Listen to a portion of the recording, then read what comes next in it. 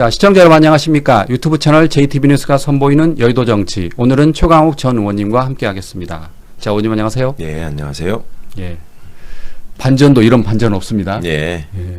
내란 특검이 한덕수 전 총리에게 15년을 구형했는데 네. 이진관 부장판사가 징역 23년을 선고했습니다. 예. 예측하셨습니까? 그 중형을 선고할 거라고 예상은 했고 지난번에 구형했을 때 우리 방송하면서 제가 저 징역 15년에 너무 그렇게 그 서울행하지 마시라 저게 하한선이 될 것이다 말씀드렸고 예. 반드시 법정 구속할 수밖에 없을 거다라는 예상을 어제 말씀드리기도 했는데 근데 양형을 저렇게 높여서 할 거라고는 솔직히 예상 못했습니다. 예. 당연히 뭐 과한 형량은 아니지만 그간의 법원의 어떤 경향이라는 게 있기 때문에 마치 구형량을 굉장히 의식하는 듯한 모습을 보였었는데 명확한 논리로 설명하면서 그 23년을 선고해서 처음으로 헌법 정신에 충실한 판결을 했다. 이렇게 간단히 말씀드리면 그렇게 논평하고 싶습니다. 예. 그러면 의원님이 보시기에 백대연 부장판사와 어떻게 다르다고 보십니까? 두 판사가 그 양형 이유, 그러니까 유무죄 판단 여부를 설명하는 방식은 거의 그러니까 내용 면에서는 거의 비슷했죠. 근데 이제 이진관 부장은 상대적으로 청취자 또 시청자를 배려하는 그 선고를 했어요. 그러니까 결론을 먼저 말씀드리겠습니다.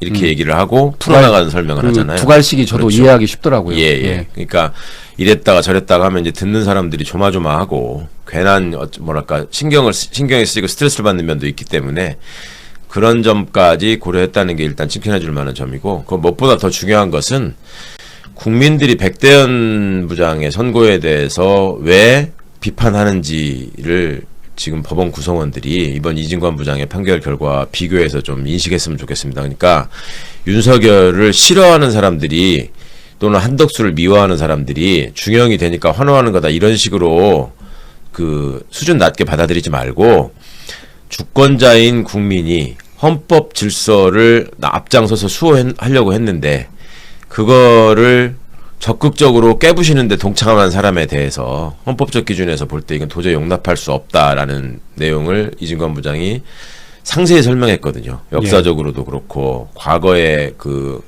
군부가 벌인 쿠데타와는 이건 차원이 다르다. 훨씬 더 나쁜 죄에 해당한다. 위로부터의 쿠데타, 친위 쿠데타, 그리고 한덕수라는 자가 보였던 그 기회주의적인 행동, 그리고 헌법적으로 굉장히 주요한 위치에 있었음에도 불구하고 그걸 막을 임무를 제대로 하지 않았다.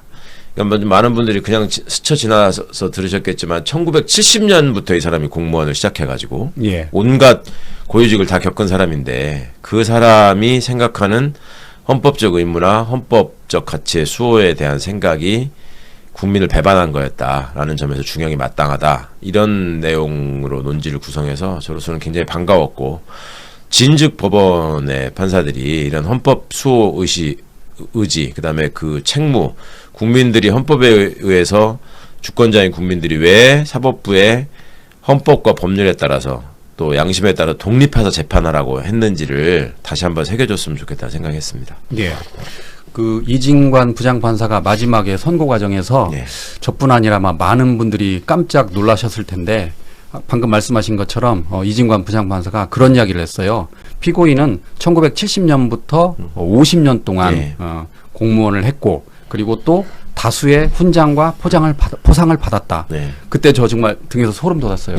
이거 분명히 또 백대연 부장판사처럼 이거 분명히 초범 감경이다라고 생각을 했거든요. 또 실제로 그 이야기도 했어요. 피고인은 76세의 고령 그리고 우울증 진단을 받았고 또 배우자의 돌봄이 필요하다. 그러다 갑자기 반전이 일어납니다. 그러나 엄한 처벌이 타당하다라고 하면서 이제 징역 23년을 선고한 거예요. 그러니까 더 반전이었던 거죠. 고령임에도 벌금형을 포함하여 아무런 형사처벌을 받은 전력이 없습니다.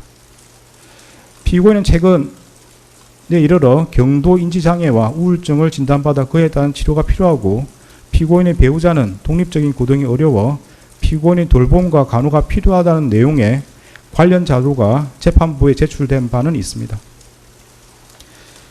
그러나 이러한 사정이 있더라도 다음과 같은 점을 고려하면 피고인에게 엄한 처벌을 하는 것이 타당하다고 보입니다. 그것도 이제 통상의 판결 쓰는 순서와는 반대로 얘기를 한 거거든요. 원래는 백대현 부장 같은 경우에 그렇게 했죠. 이러해서 되게 나쁜데 피고인의 뭐 연령, 성행, 뭐 초범이고 뭐 이런 걸 감안할 때 뭐 이렇게 해서 선고한다 하면서 이제 깎는 사유를 나중에 얘기하는데 예.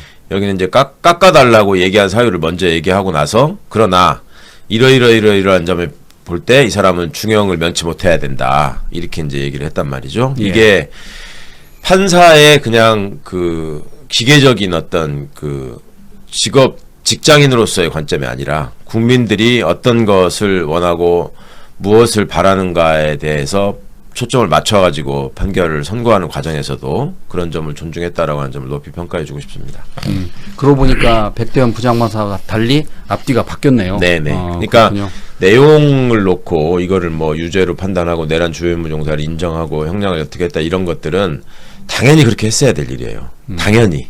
예. 근데 그거를 남들이 하도 그렇게 안 하고 그러니까 국민들이 당연하고 상식적인 일을 조마조마하면서 지켜봐야 되는 이 현실이 참 슬픈 거이긴 한데 예전에 헌재에서 윤석열이 파면할 때도 마찬가지잖아요. 당연히 했어야 될 일을 얼마나 우리가 마음 졸이면서 기다렸습니까? 뭐 그때도 뭐 만장일치가 나올 거냐 그렇죠, 말 거냐. 그렇죠. 예. 그러니까 하여튼 그런 당연한 거 상식적인 것을 마음 졸이는 일이 좀 이제는 앞으로 더 이상 없었다는 거 외에 기존의 법원이 도외시하고 있었던 헌법적 측면을 이진관 부장이 뭔가 드러내서 강조해서 얘기했고 그다음에 헌법을 곡해하고 헌법을 파괴하려고 하는 자들이 쓰는 논리 있잖아요. 뭐 말도 안 되는 저항권 얘기. 그다음에 내 수틀리면 법원을 가서 때려부셔도 된다라고 했던 거. 뭐 선거 결과를 부정하는 태도 뭐 이런 것들을 조목조목 짚어가면서 얘기했잖아요. 한덕수 같은 자들의 소행으로 인해서 이런 사람들의 목소리가 커지고 사회를 혼란하게 한다. 이런 점까지 짚었다는 점에 대해서는 그런 점들은 통상의 판사들이 그렇게 짚어서 판결문에 명시하고 잘 얘기 안 하는 거라서 그런 부분들은 하여튼 높이 평가해주고 싶습니다. 예. 또 이진관 부장판사는 선고 과정에서 그 국민의 용기를 아주 지켜 세웠습니다. 그렇죠. 예. 이번 그 내란은 위로부터 내란이다. 그래서 그 위험성이 아주 크다라고 하면서 사상자가 없었던 거는 국민 용기 때문이었다라고 하면서 잠깐이나마 울먹이더라고요. 울먹이기도 했죠. 예, 울 것 같았어요, 진짜 그 표정이. 그러니까 내란을 저지한 거는 국민들의 용기, 그 다음에 일부 의원이라고 표현하더라고요. 예, 의원들이 자기의 책무를 다한 거, 일부 군인과 경찰이 소극적으로 행동한 거, 또 명령에 따르지 않은 거 이런 걸로 해서 지킨 거지. 윤석열 한덕수 같은 이런 내란 세력에 의해서 지켜진 게 아니다. 니들이 할 말이 아니다. 사상자가 발생하지 않았다. 시간이 짧았다. 이런 소리는 정말 궤변이다. 거기에다가 저는 괄호 안에 들어있는 얘기를 이진관 부장이 생각했는지는 모르겠으나 한동훈이가 내란을 막았다고 하잖아요. 예. 그것도 말이 안 되는 소리다라는 게 포함된 걸로 들렸습니다.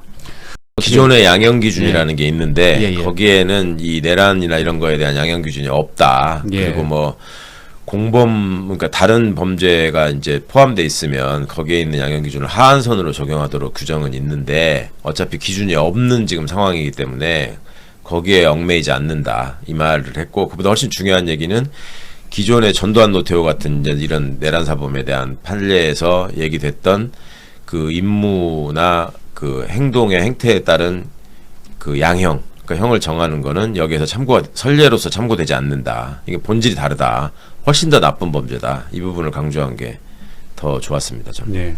그리고 끝 무렵에 그 몇 가지 무죄가 있었잖아요. 예. 뭐 사소한 거지만 거기에 대해서 이진관 부장판사가 무죄를 신문에 광고하기 원합니까라고 또 물어보더라고요. 그러니까 이제 한덕수가 거절하던데. 그것도 이제 좀 이례적인 경우죠. 그러니까 이진관 부장의 경우에는 최대한 법에 정한 대로 어떤 그 이제 법정에서 저 사람들이 얼마나 그 말도 안 되는 논리를 만들어 가지고 어거지를 쓰는지 봐왔잖아요. 계속 자기 재판뿐만 아니라 다른 사람 재판에서도 어떻게 했는지를 다 알고 있기 때문에 그런 트집을 받을 빌미가 없도록 법에 있는 대로 한 거예요. 법에 의하면 일부 무죄인 경우에 그걸 공고하고 고지할 수 있거든요. 그다음에 이제 보상에 관한 안내문도 주겠다 하고 한 종이를 주지 않습니까? 그건 이제 형사보상을 말하는 거예요. 무죄 부분에 대해서는 이런 식으로 보상을 청구할 수 있다라는 거고 또 이제 이례적이었던 게 그 법정 구속 여부에 대해서 신문을 해야 되는데 이제 그거는 프라이버시 문제가 있기 때문에 중계를 중단하겠다. 예. 이것도 이제 되게 뭐랄까 이례적인 모습이죠. 재판 중계는 징역 23년 선고까지만 중계가 됐고 예, 예. 이후에 증거 인멸 우려로 구속되는 장면은 그 중계가 되지 않았잖아요. 예. 그래서 많은 분들이 그건 보지 못했는데 제가 보니까 그 매블쇼도 그거를 모르고 있다가 그 화면이 뜨니까 막 다 함성 치고 막 그러던데요. 그렇죠. 네. 예. 아까 말씀하신 것처럼 프라이버시 때문에 이진관 부장판사가 일부러 안 보여준 거군요. 그렇죠. 처음에는 이제 예.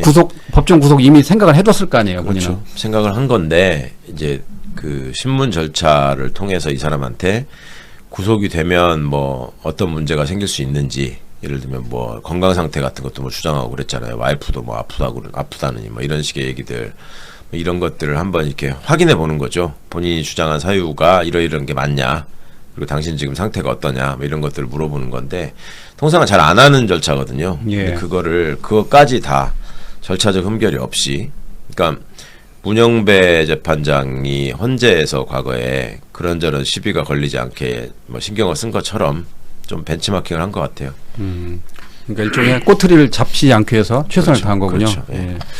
이건 이제 우연의 일치라기 좀 그런데 지금 그 76세쯤 되잖아요. 예. 그런데 23년 선고. 그러면 감옥에서 거의 100세까지 딱 채우게 되는 거잖아요. 그러니까요. 일부러 한 건 아닐 텐데 왜 하필 23년일까요? 어떤 의미가 있나요? 그러니까 많은 분들이 그거 100살에다가 맞추는 거 아니냐 예. 이렇게 얘기를 저도 하시던데, 그걸 보고 약간 의문이 들던데. 네, 그거는 이제 판결 뭐 보면 그게 어떻게 해서 이렇게 20년으로 하고 뭐를 또 3년으로 하고 뭐를 이런 게 설명이 있을 거예요. 그걸 예. 봐야지 정확히 알 수 있을 텐데 아마도 그 100살이라는 상징성을 염두에 둔 것 같기도 합니다. 제 예. 느낌은. 예. 저도 그런 생각이 들었습니다. 그리고 이제 결국 더 중요한 거는 한덕수는 이걸로 끝나는 게 아니라 재판 또 남아 있거든요. 그 예. 헌법재판관 임명 안 하고 이런 거 최상목이하고 같이 구속돼 있는 게 있는데, 여하튼 이 중요한 위치에서 내란에 가담하고 친일 쿠데타를 통해서 독재 체제를 꿈꿨던 자들은 절대 살아서 감옥에서 나오면 안 된다.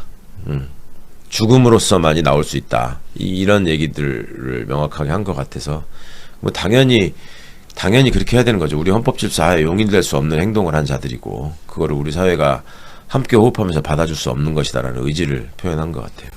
하지만 이제 이전에 그 전두환과 노태우는 사면이 된 전례가 예. 있기 때문에 예. 지금 민주당이 추진하는 내란범의 사면 금지법 이 통과가 중요한 거 아닙니까? 그렇죠. 그러니까 이제 그거는 국민들이 이번 이제 여러 가지 판결을 보면서 보이는 반응이나 이런 것과 관련이 될 수밖에 없고, 사실은 대통령의 고유 권한인 사면권을 어디까지 법률로서 제한할 수 있느냐의 문제인데, 그러니까 사면권을 신중하게 행사해야 한다, 뭐 이런 것까지는 법적으로 얼마든지 가능하지만 아예 못하게 하는 거는 헌법 질서에 반하는 거 아니야, 이런 주장 때문에 지금 잠깐 멈칫한 거거든요. 예. 근데 그런 게 아니고 실제로 헌법을 파괴하려는 헌법의 적에 대해서는 그거는 확실하게 응징하는 것이, 그것이 헌법 수호의 의미이자 중심이라서 제가 보기에 위헌성은 없는 것 같고, 그런 점에 대해서 좀 과감한 입법이 필요하다고 생각합니다. 예. 그 이진관 판사는 이제 조목조목 그 사안을 좀 알려줬는데 예. 대부분 이제 유죄라고 하면서 이제 설명해 줬는데 그 가운데 재밌었던 게 국무회의장에 그 원격 회의 제안을 할 수 있었다. 세종의 장관 등이 있었다라면 그걸 원격 회의를 할 수 있었는데 그걸 안 하지 않았느냐. 예, 예. 그러니까 그것도 사실상 내란을 동조한 거다 그렇게 판단했어요. 그러니까 본인 얘기가 뭐였어요? 한덕수의 주장이 혼자서 맡기에 좀 중과부적이어서 그랬죠. 국무위원들을 예. 모아서 하지 말라고 이렇게 하려고 하고 싶었다. 근데 그 한덕수의 주장이 거짓말이고 궤변이라는 것을 반박하는 내용들을 이제 쭉 얘기를 한 거죠. 예. 왜 송미령 장관한테 10시까지 꼭 와야 된다고 했냐? 왜 여러 번 재촉했냐? 하면서 계엄 이유는 말을 하지 그렇죠. 않았죠. 이유는 네. 또 얘기도 안 하고, 그 다음에 더 많은 사람들이 참여해서 이거를 저지하게 할 수 있는 방법이 있었는데 왜 그렇게 하지 않았냐, 이런 거죠. 그 당신 말은 거짓말이다, 예. 결론을 내린 건데, 뭐 하여튼 꼼꼼하게 굉장히 잘 짚은 것 같아요. 그리고 조태열하고 최상목이 반대할 때도 별다른 의견을 취하지 않았지 않냐. 그렇죠. 그것도 지적했습니다. 그리고 뭐 김용현이 또 나중에 둘아서 어떻게 할 때도 붙잡지도 않았다, 또 예. 그 서류 가지러 왔을 때도. 그러니까 이제 그런 행동 하나하나를 디테일까지 딱딱 잡아가지고 이렇게 해놓고서 지금 당신이 이걸 저지하려고 했다는 게 말이 되냐, 이거를 남겨놓은 것이, 이제 상고심에서도 사실은 그런 부분이 있으면 이걸 뒤집기가 쉽지 않거든요. 예. 그러니까 그런 점까지 생각하고 다 얘기를 한 것 같습니다. 그리고 그 이상민 장관 같은 경우도 그 언론사 단전 단수 국무총리가 그걸 중지하도록 노력을 해야 하는데 하지 않았다. 그것도 예. 지적했습니다. 그렇죠. 그 이제 이상민과 소방청과의 문제가 아니라 이제 그 CCTV 장면이나 여러 가지를 보면은 다 논의한 것 같다. 이상민이랑. 그래놓고 그게 실행되는 거를 막지 않았다. 이런 거라서. 그럼 뭐 누구나 다 상식적으로 그렇게 판단할 수 있는 얘기였는데 이제 그걸 봐주기로만 먹으면 저 CCTV에는 소리가 안 나오고 있고 이상민이도 안 그랬다고 그러고 한덕수도 안 그랬다고 그러니 이걸 인정할 증거가 없다. 이런 식으로 털어내는 게 그 판사들이 흔히 쓰는 방식 중에 하나였는데 이제 그거를 인정하지 않고 이러저러한 상황을 보면 이걸 막았어야 되는데 왜 당신 안 막았냐 이제 이런 얘기를 한 거죠. 그러니까 다른 판사였다면 그렇게 그냥 봐줄 수도 있었겠네요. 소리가 안 들렸다. 마음을 달리 먹으면 그렇게 하는 거죠. 그러니까 이제 사람들이 그런 것 때문에 재판 결과를 불신하고 열받는 거예요. 그런 상황들이 한 번씩 있으니까. 예. 근데 이제 그런 점에 대해서도 이게 헌법적 관점에서 총리라는 사람이 행안부 장관은 당신의 지휘감독 범위 안에 있는 사람이다. 근데 그거를 뻔히 보면 알았을 것 같은데 그 상황에서 왜 그걸 막지 않았냐 이 얘기를 한 거라서. 그런데 이거 헌법재판관 미명도 예. 담당 판사가 이진관 판사라면서요? 그렇죠. 예. 와, 그 한덕수 입장에서 거의 멘붕이겠네요. 네. 한덕수 입장에서는 뭐 이제 조이대가 나를 어떻게 살려주겠지라고 기대하는지는 모르겠습니다만은. 예. 그리고 이 헌법재판관 임명하지 않고 뭐 이런 과정에서는 한덕수가 내란 이후에 그 보인 행태들 있잖아요. 본인이 한동훈이하고 둘이 나와가지고 뭐 정권을 공동정부를 운영하겠다는 식의 위헌적인 발언을 하고 그 다음에 헌법기관 구성을 못하도록 저지하고 헌법재판관은 임명을 못하게 해서 그리고 또 본인이 이제 정권을 잡으려고까지 했잖아요. 이런 시도들을 이제 그 헌법재판관을 임명하지 않은 부분은 내란 이후에 벌어진 일이잖아요. 명확히 이제 그쪽에다가 포함해서 아마 설시하지 않을까 싶습니다. 돌이켜보면 실제로 한덕수 전 총리는 대통령 선거까지 나오려고 그랬어요. 네, 그럼요. 대선. 네. 대통령이 되려고 했고 또 한덕수뿐만 아니라 지금 국힘의 구성원들이 얼마나 한덕수를 저기하게 하려고 무리하게 하고 김문수를 욕하고 했습니까? 새벽에 후보 교체 시도했고. 예. 그런 집단이었다라고 하는 거를 절대 잊지 않으셨으면 좋겠습니다. 자, 이제 그 설 연휴 다음인 2월 19일에 이제 지규현 판사가 윤석열 전 대통령에 대해서 내란 재판 1심을 선고하는데 네.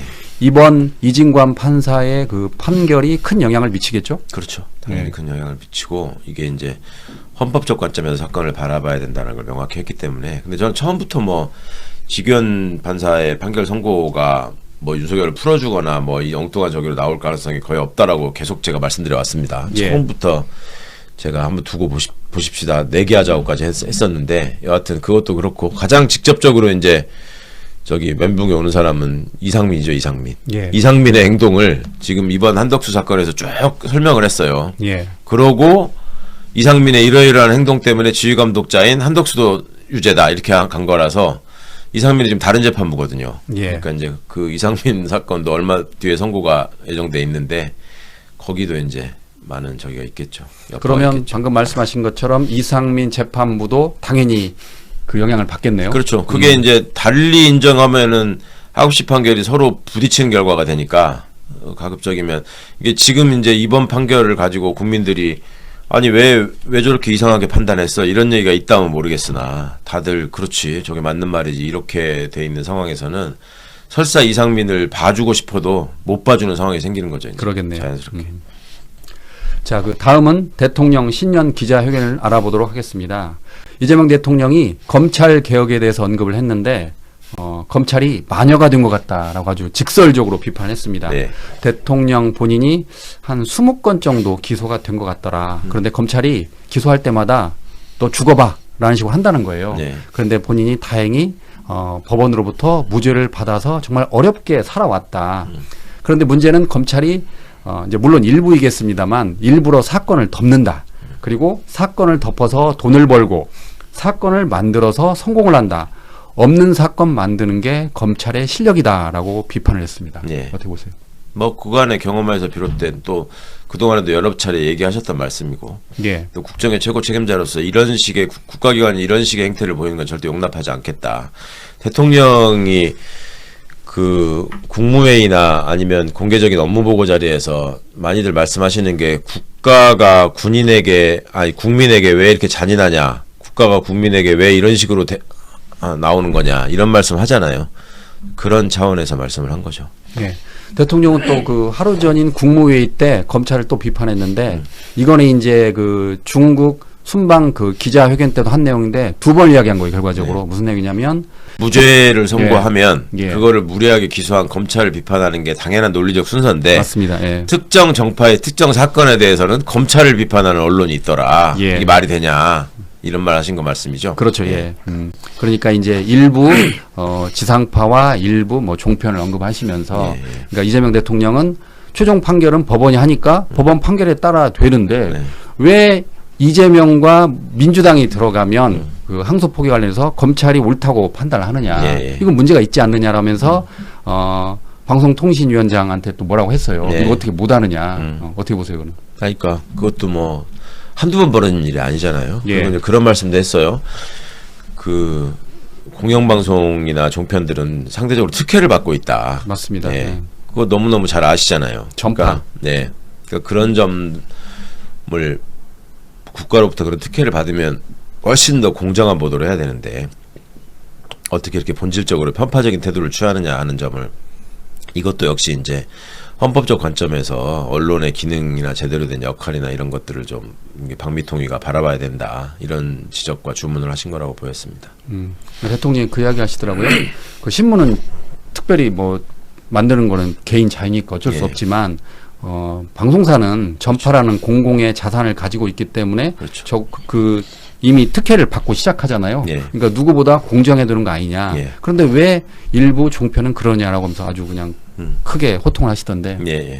그러니까 앞으로 이제 그런 식의 뭐랄까 정파적 언론으로서 기능하는 종편에 대해서는 박미통위의 이제 제어가나 재승인 심사 과정에서 훨씬 더 엄격한 잣대가 적용될 수 있을 것 같고 그것들을 또 예방하기 위한 조치들도 많이 이제 준비를 해야 될 것이고 그러기 위해서 이제 방통위가 박미통위로 개편이 된 거잖아요. 예. 그러니까 그런 점들을 지금 박미통위 위원장인 김종철 위원장이 헌법을 전공한 교수입니다. 그러니까 그런 헌법적 차원에서 이 공공재가 그 사적으로 남용되지 않도록 이런 점들을 지적하신 거라고 들었습니다.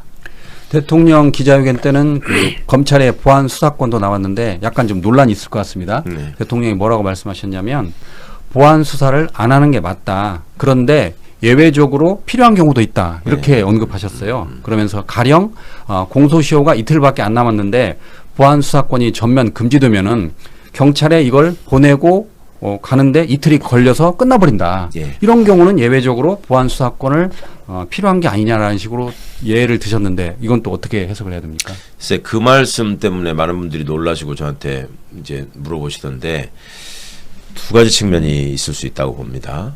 하나는 대통령께 잘못된 정보를 주입하는 왜곡된 보도를 하는 사람이 있다. 예. 보고를 하는 사람이 있다. 그러니까 보안 수사권과 관련해서 이러이러한 문제가 생길 수 있다라는 논의들이 그동안에 많이 나왔었잖아요. 그때 공소시효가 며칠 안 남았는데 그럴 때는 그럼 어떻게 하란 말이냐 이런 말이 나왔었거든요. 근데 그 보안 수사가 필요한 근거로 들었던 여러 실제 사례 중에 가장 발생이 할 확률이 없고 또 가장 그거를 예방하거나 치유할 수 있는 대안이 많은 게 보안수사권입니다. 그러니까 어찌 보면 보안수사권 그 공소시효와 관련된 얘기입니다. 그러니까 예. 공소시효와 관련된 얘기를 언급하셨다는 것 자체가 보안수사를 주장하는 사람들의 가장 약한 고리를 들어가지고 말씀하셨다는 것이 그게 이제 저로서는 위험하고 답답해 보이는 부분이에요. 예. 그거는 실제로 가능성도 현실적으로 그렇게 될 가능성이 거의 없는 부분입니다. 예. 그리고 지금의 그 킥스 형사사법 전산망 요거 이제 킥스라는 이름으로 많이들 이제 얘기가 요즘 나오고 있는데 그 체제 하에서는 사실상 불가능한 일이거든요, 이게. 그리고 앞으로 향후에 수사구조 개편이나 이런 것들은 수사기관과 공소기관 간의 협력 의무를 전제로 하고 있는 거잖아요. 그런 협력하는 과정에서는 절대 생길 수 없는 일이라서 뭔가 그런 거를 사례로 대통령이 드셨다는 것 자체가 이 부분에 대한 어떤 그 왜곡된 보고를 하는 쪽이 있다라는 점에 좀 걱정이 되고 달리 또 생각을 해보자면 국정을 운영하는 최고 책임자의 입장에서 검찰도 국가기관의 하나란 말이죠. 근데 그 국가기관의 하나가 그냥 악마화되고 쓸모없는 존재가 되고 어떤 것도 너희들은 하지 마 이런 식의 인식이 생긴다는 거는 국가적으로 손실이 될 수 있잖아요. 그러니까 그런 어떤 지금 현재 국가기관 종사자들의 주장에 대해서도 귀를 기울여야 한다. 내가 듣기에 그런 말에 대해서도 토론을 해볼 논점이 있다. 이제 그 말씀을 그 뒤에 붙인 말로 한 거잖아요. 내가 이렇게 얘기하면 또 이렇게 정황한 거 아니냐라고 생각할 수 있겠지만 그런 뜻으로 하는 말이 아니다. 그러니까 국정 최고 책임자로서 어찌 보면은 대통령을 제거하기 위한 윤석열의 음모에 적극적으로 가담한 가해자 집단을 그래 너네들의 올바른 의견이 있다면 그런 점들에 대해서 얼마든지 열어놓고 토론할 기회가 있으니 최선을 다해서 얘기해봐라. 판단은 국민이 하는 것이다. 이런 취지의 말씀을 하신 거라고 받아들이고 싶습니다.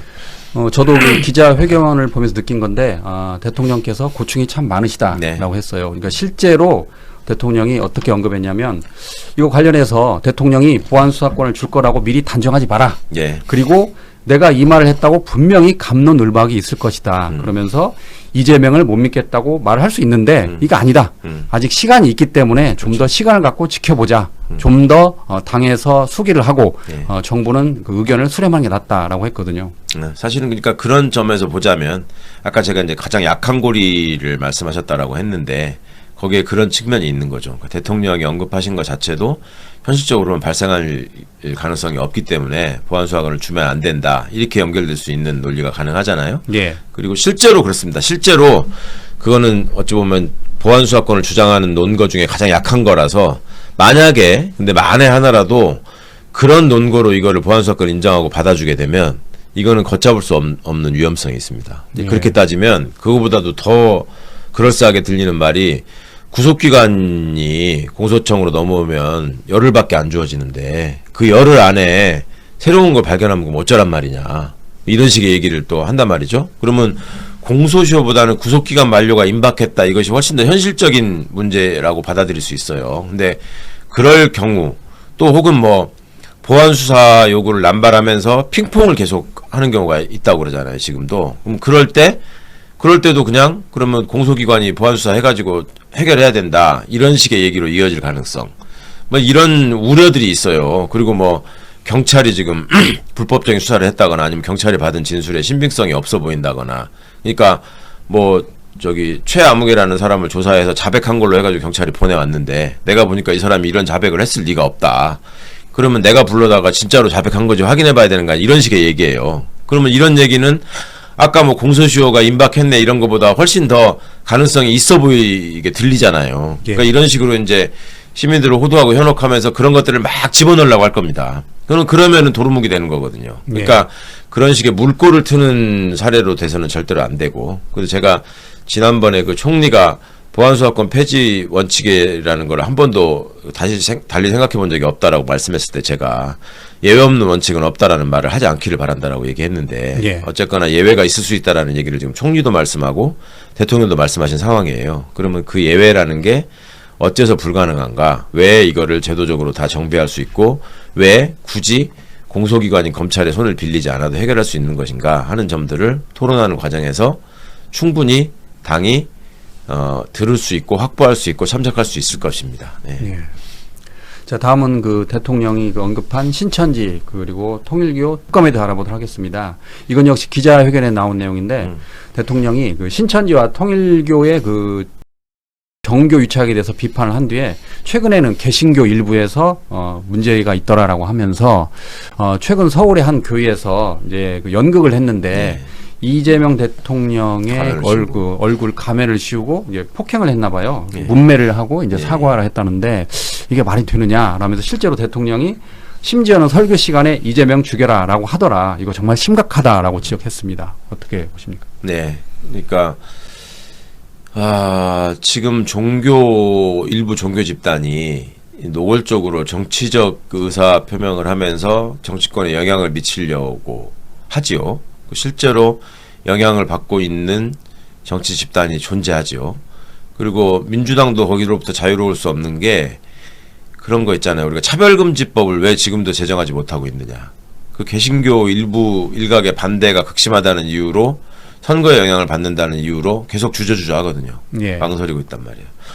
그러니까 이런 것들이 그 종교가 종교 집단으로서 그 사회를 정화시키고 발전시키게 하는 긍정적인 기여를 하는 면이 분명히 많지만 그런 종교 집단이 갖고 있는 인력이나 자금이나 조직력을 이용해 가지고 정치에 영향을 미치고 사회적으로 어떤 그 나쁜 원인을 공급하는 역할을 종교가 하면 안 되는데 지금 뭔가 위험한 상황이 돼가고 있다. 이런 점에 대해서는 헌법에 비춰봐서 종교 분리의 원칙 또 종교의 정치적 중립이라는 관점에서 제대로 한번 짚어봐야 된다. 이게 지금 말이 되느냐 이런 소리를 하시는 거죠. 거기서 뭐 단순히 대통령 가면을 씌워서 뭐 어떻게 적개심을 드러냈다는 이런 차원의 문제가 아니고 이 국민들이 뽑은 또 내란을 극복하면서 뽑은 국가의 지도자를 상대로 이자가 죽어야지 나라가 잘 된다 이렇게 얘기한다라고 하는 거는 또 하나의 선동이자 또 하나의 반란 시도거든요. 그러니까 예. 이런 점은 헌법적 관점에서 용납돼서는 안 된다 이 말씀을 하신 거라고 이해합니다. 예. 자, 이번에는 그 JTBC 단독 보도에서 알아보도록 하겠습니다. JTBC가 그 작전명 필라테스를 보도화했는데 내용인즉슨 최근 5년 동안 신천지 교인 5만 명이 국민의힘에 입당한 의혹이 있다. 이거를 이제 걸릴까봐 국민의힘이라 말하지 않고 빨간색 당 이렇게 말을 했고, 그다음에 이제 작전명은 필라테스 이렇게 말했나 봐요. 왜 필라테스라고 했을까요? 그러니까요. 희한해. 필라테스가 뭔지 아시죠? 기구를 사용해서 하는 요가라고 해야 되나? 예, 요가. 예, 그렇죠. 근데 그게 왜 이름이 필라테스인 줄 아세요? 잘 모르겠네요. 그거 처음에 창안한 사람 이름이 필라테스야. 아, 예. 그래서 그런데 방송 보시는 분들도 아마 잘 모르시는 분들이 많을 처음 텐데. 알았습니다, 저. 예. 예. 그러니까 그 필라테스를 왜 갖다가 여기다 붙였는지 그 교회 옆에 무슨 필라테스 학원이 있나? 아니면 그걸 특이해요. 창안했던 사람이 필라테스를 좋아했던 사람일 수도 있죠. 그래서 자기가 필라테스를 예, 좋아하니까 하는 이제. 사람인지. 예. 예. 근데 여기를 보면 그러니까 그 간부한테 이제 제보를 받았다는데 그 명단을 받았는데 그 명단에 이름, 전화번호부 그리고 주민등록번호까지 다 있다는 거예요. 예. 그리고 또 이제 각 교회별로 그 교인 수의 절반 이상 의무적으로 이제 입당시켜라. 아니면 또 이제 페널티를 줬다는 거예요. 그러니까요. 이건 심각하잖아요, 이건. 우리가 예전에 신천지 한참 시끄러울 때 신천지가 어떻게 포교를 하고 어떻게 사람을 세뇌하는가에 대한 그 수법을 사람들이 그 증언한 게 있었거든요. 예. 그때 보면은 사람들을 등급제로 관리하고 뭘 어떻게 하면 점수를 더 부여해가지고 어떻게 하고 그 다음에 성경에 나오는 12지파에 각 지파에 몇 명만 저기 나중에 멸망의 날에 살아남을 수 있고 천국으로 갈 수 있는데 네 순위가 지금 몇 등이다. 그러니까 이거를 해야지 점수를 더 받아 여기 낄 수 있다. 이런 식으로 계속 했다는 거거든. 그러니까 그런 차원에서 그 교회에다가 반 이상 하지 않으면 너네 감점된다 뭐 이런 식으로 했다는 건데 이게 참 너무너무 이렇게 황당하고 한심한 일이고 이것이 그 교주의 사적 복수심에서 또 비롯돼 가지고 대선에 개입하려고 했다라는 것들이 또 드러나고 있잖아요. 예. 그러니까 이런 거 보면은 진짜 이거는 범죄적 행각이고 이 가스라이팅도 이런 가스라이팅이 없죠. 그러니까 방금 말씀하신 내용은 신천지의 그 이만희 교주가 예. 이재명 당시 경기지사를 가만히 안 두겠다라고 예. 해서 그 언급을 출발한 건데, 그러니까 저는 이 보도를 보니까 대충 밑그림이 그려지더라고요. 네. 코로나가 발생했을 때 이재명 경기지사가 그렇죠. 신천지에 가서 강력한 정의를 했는데. 강력한 행정 그 단속. 명령을 내렸잖아요. 네, 네. 그러니까 그 당시에 이제 사람들이 모여 있으면 이게 병이 전파되니까 못하게 했고 가만히 안 두겠다. 집단 폐쇄 명령을 내렸잖아요. 예. 이만희 신천지 교주가 반발을 했고, 그리고 나서 그 당시에 추미애 법무부 장관이 윤석열 검찰총장에게 신천지 관련해서 압수수색을 해라 했는데 안 했지 않습니까? 그렇죠. 그러니까 이만희 입장에서는 그게 고마운 거예요. 예. 그래서 윤석열을 돕기 위해서 5만 명을 국힘에 입당시키 아니냐, 뭐 이런 스토리가 지금 의혹입니다. 그렇죠. 그러니까 이제 그 전부터 신천지가 이명박 때부터도 뭐 입당을 시켜가지고 뭐 이렇게 선거에 영향을 미치려고 했다라는 흔적들이 지금 나오고 있는데 윤석열 이재명이 대결하는 대선에서는 노골적으로 자기가 어떤 그 처우를 받았느냐를 가지고 했다는 거죠. 그 윤석열이 개인의 어떤 생각으로 자연스럽게 뭐 거기다가 압수수색하는 건 안 된다라고 장관의 지시를 거부한 게 아니라 지금 드러난 걸 보면은 신천지가 뭔가 이 건진하고 연결이 된 것 같고 건진의 얘기를 듣고 그랬을 것 같다라는 의혹이 있잖아요. 지금 예. 이제 그런 저런 걸 생각해 보면 참 어찌 보면 이게 사악한 일을 한 건데 그 신도들의 주민등록번호, 전화번호 이런 것들을 쫙 다 관리하고 있다라고 하는 게 입당을 하려면 그게 필요한 거거든요. 그러니까 그런 증거들을 비춰볼 때 그런 시도를 한 거는 분명한 것 같고 이제 이번 기회로 이런 어떤 그 노골적으로 정치 편향적인 입장을 가지고 정치에 관여하려고 하는 이런 종교 집단에 대한 국가의 입장, 이것도 이제 어찌 보면은 헌법적 가치를 수호하는 정부의 임무 중에 하나이기 때문에 꼭 제대로 바로 잡혀야 되고 이런 부분에 대해서 엄정하게 수사가 이루어져야 된다고 생각합니다. 제대로 수사가 되면은 실제로 신천지가 어떻게 보면 2022년 대선까지 개입한 의혹이 드러나게 되는 거잖아요. 그렇죠. 실제로 윤석열 후보가 대통령이 당선됐고 이재명 후보가 아주 근소한 차이로 낙선했는데 이게 사실은 그냥 막연한 의혹이 아니라 굉장히 구체적인 의혹이에요. 홍준표 씨가 그 낙선한 당사자가 얘기를 했잖아요. 자기가 분명히 얘기를 들었다. 예. 신천지가 그렇게 해가지고 윤석열을 밀었다라고 하는 얘기를 들었다고 증언을 했기 때문에 그 당시 홍준표 전 시장은 10만 명이라고 들었는데 이번에 그 JTBC 보도는 5년간 5만 명. 그러니까 어느 정도 이렇게 물론 5만 명의 그 갭은 있지만 실제로 그럴 가능성이 농후해 보입니다. 그렇죠. 그러니까 그거를 보면 왜 장동혁이라는 사람이 단식까지 해가면서 지금 특검을 뭐 쌍특검 운운하면서 해달라고 하는데 왜 통일교만 얘기하고 신천지는 빠뜨렸는 빼고 얘기하느냐. 예. 이런 게 이제 어느 정도 이해가 가는 측면이 있는 거고요. 그 뭐 말이 나온 김에 말씀드리자면 그 단식농장 하는 것도 도대체 뭐 때문에 저러고 있는 건지 되게 우스운데 거기 써놓은 일종의 슬로건 같은 걸 보면은 통일교 특검을 해야 된다. 그다음에 민주당 공천원금 특검을 해야 된다. 이렇게 써놨어요. 예. 그러니까 그게 신천지는 하지 마라. 그 다음에 국힘의 공천원금에 대해서는 하지 마라. 이걸 가지고 지금 단식하는 거예요. 어찌 보면. 그러니까 지금 아주 우스운 상황이 되어가고 있는데 어떻게 중단해야 될지도 모를 것 같고 또 최근 보도를 보면은 이제 국힘의 의원들이 송원석 원내대표한테 저 신천지까지 받아야 될 것 같다. 이렇게 얘기하니까 송원석이 진퇴양난에 빠졌다. 예. 그러더니 이제는 뭐 선우를 나누자고 한다면서요. 통일교 신천지 특검을 먼저 하고 공천원금 특검은 나중에 하자 이렇게 얘기한다는데 속셈이 뻔한 거 아닙니까? 가장 지저분한 집단 그쪽과 연계 결탁해가지고 정치적 이득을 노렸던 집단이 이거를 막기 위해서 동분서주하고 있는 또 국민들을 속이고 시간을 끌려고 협잡질하는 거 이런 모습들이 분명한데 이걸 좀 놓치지 않으셨으면 좋겠습니다. 그러니까 대통령도 기자회견에서 그 이야기를 하셨어요. 네.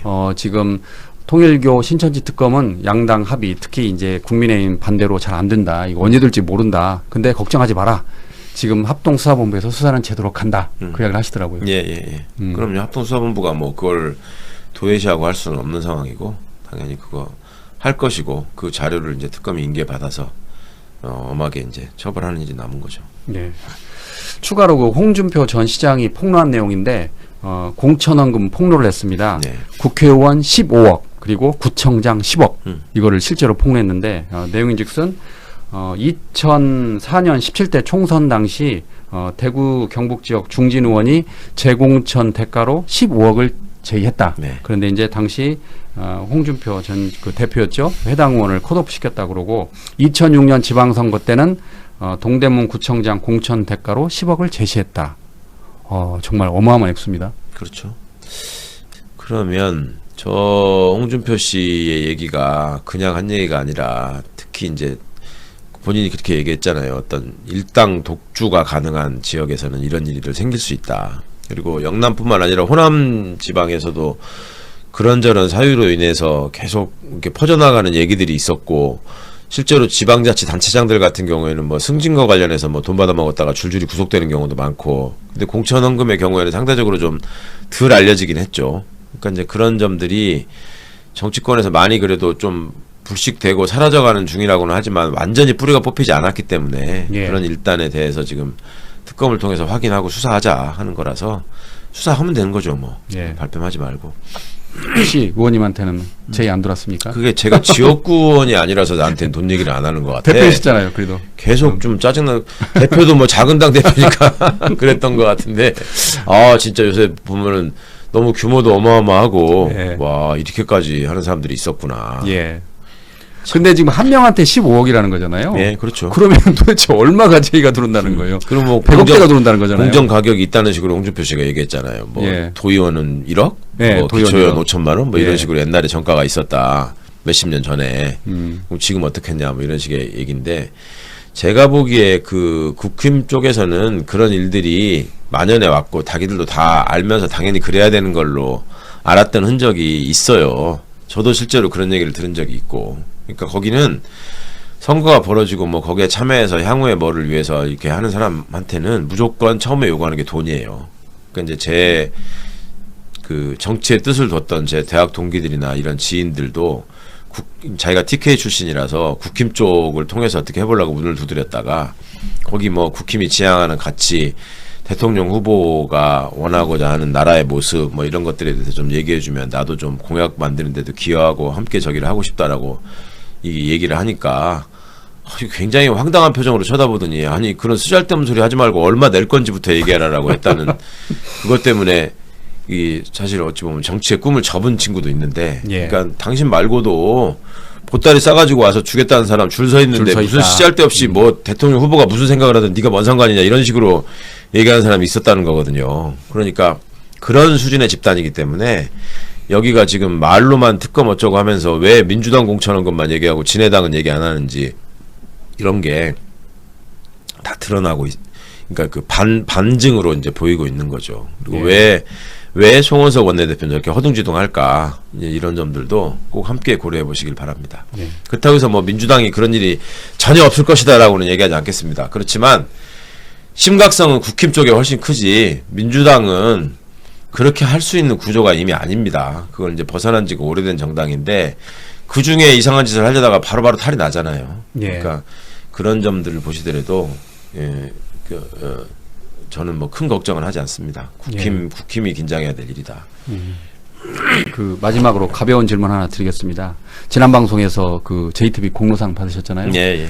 제가 읽어드릴게요. 예. 공로상 최강욱. 귀하는 최강욱의 여의도 정치를 통해 유튜브 JTB 뉴스 채널이 도약할 수 있도록 도움을 주셨기에 감사한 마음을 담아 공로상을 아이고. 드립니다. 26년 1월 예. JTB 전주방송 대표이사 한명규 드림. 아유 감사합니다. 예. 너무 영광입니다. 예. 예. 그 사모님이 뭐라고 하시던가요? 그러니까 어디 가서 맨날 욕만 먹고 다니는 줄 알았더니 상도 받아온다는 소리를 들어서 뭐 하여튼 신기하다. 아 신기하다 그래요? 신기하다. 뭐 웬일이냐 뭐 예. 이런 소리를 들었고요. 그리고 뭐 상금 준다고 하던데 돈은 어디 갔냐 뭐 이런 소리. 그 사모님도 유머 감각이 뛰어나신 것 같아요.